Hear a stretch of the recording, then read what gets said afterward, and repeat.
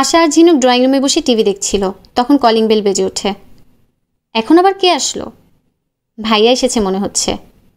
আশা দরজা খুলে, জসিম হাসি মুখে দাঁড়িয়ে আছে, আর তার পাশে একটা ছেলে।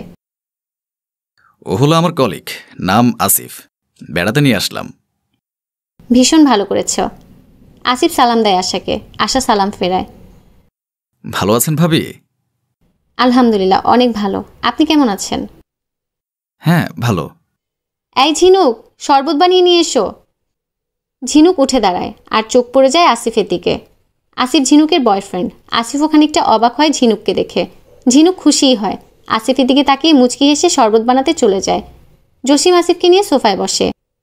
আশা ওদের সামনাসামনি বলে, তো ভাই বিয়ে শাদী করেছেন? না, আসলে এখনো করা হয়নি। আমার তো 2 বোন, ছেলে ভালো, দেখতে শুনতেও ভালো, ভালো চাকরি আছে, তাই আর কি নিয়ে আসলাম। আমি আবার গুছিয়ে ফিরিয়ে কথা বলতে পারি না। তারপর আবার ঝুমুরের পিক দেখেছ, পছন্দ হয়ে বলল, তাই নিয়ে আসলাম। বাহ, ভালোই করেছ। ঝিনুক, ঝুমুরকে নিয়ে এখানে এসো। মাথায় ঘুমটা টেনে 2 বোন বেরিয়ে আসে। আসিফের চোখ আটকে যায় ঝুমুরের দিকে। অল্প বয়সী, খুব সুন্দরী, আর ঝিনুকের বয়স একটু বেশি। এই হলো আমার 2 বোন, ঝিনুক আর ঝুমুর। ঝিনুক আর ঝুমুর সালাম দেয়। ঝিনুকের ঠোঁটের কোণে লাজুক হাসি। ঝুমুর, এখানে বসো, আর ঝিনুক আমার সাথে এসো। ঝিনুক চলে যায় আশার পেছন পেছন। জসিম ওদের স্পেস দিতে চলে যায়। কোন ক্লাসে পড়ছো?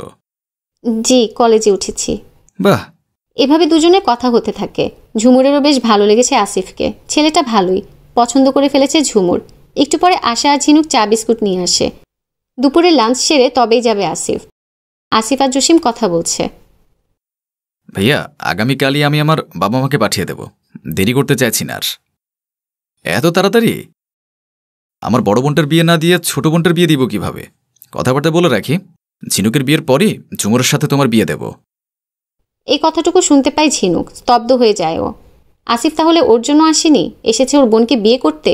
2 চোখ দিয়ে পানি গড়াতে থাকে ঝিনুকের। আর কিছু শোনার সাহস হয় না, দৌড়ে চলে যায় রুমে। এর জবাব দিতেই হবে আসিফকে। দরজা খুলে দেখে আসিফ আর ঝুমুর কথা বলছে। ঝুমুরের ঠোঁটের কোণে লাজুক হাসি। বুকটা কাঁপতে থাকে ঝিনুকের। আসিফ কিছু একটা বলে, যেটা শুনে লজ্জায় দৌড়ে চলে যায় ঝুমুর। এটাই সুযোগ। ঝিনুক বড় বড় পা ফেলে আসিফের কাছে যায়। আসিফকে কিছু বলার সুযোগ না দিয়ে হাত ধরে টেনে নিজের রুমে নিয়ে যায়। রুমে গিয়ে দরজা বন্ধ করে দেয়। কি হচ্ছে এসব? আমাকে এখানে কেন নিয়ে আসলে? কেউ দেখলে সর্বনাশ হয়ে যাবে, বুঝতে পারছো তুমি? কি সর্বনাশ হবে? ঝুমুরের সাথে তোমার বিয়েটা ভেঙে যাবে, তাই তো? আসিফ কথা বলে না। কেন করলে তুমি এমনটা? আমার সাথে রিলেশন করে আমার বোনকে বিয়ে করতে যাচ্ছ? বিবেকে বাচ্ছে না তোমার? খারাপ লাগছে না? না, বিবেকে পাচ্ছে না। তোমাকে আমার কোনো কালেই ভালো লাগতো না। শুধু গাপড়ার মতো আষ্টে পৃষ্ঠে থাকতে বলে কিছু বলতে পারতাম না।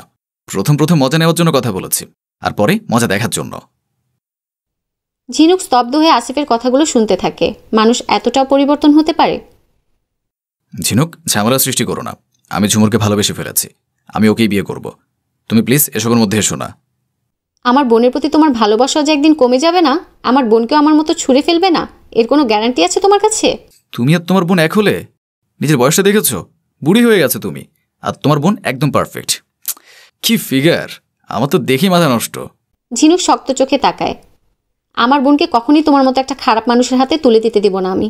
এখনই ভাইয়াকে সবটা বলে দিব। ঝিনুক রুম থেকে বের হতে যায়। আসিফ হাত ধরে ফেলে। একদম বাড়াবাড়ি করবি না তুই, একদম মেরে ফেলবো তোকে। চোখ রাঙিয়ে বলে আসিফ, আমাকে আটকাতে পারবে না তুমি। আমি বলেই দিব, তোমার মতো একটা অমানুষের হাতে আমি আমার বোনকে একদম দেব না। ভাইয়া! ঝিনুক চিৎকার দিতে যায়। আসিফ মুখ আটকে ধরে। ঝিনুক ছোটার প্রাণপণ চেষ্টা করে। আসিফ পেরে উঠছে না।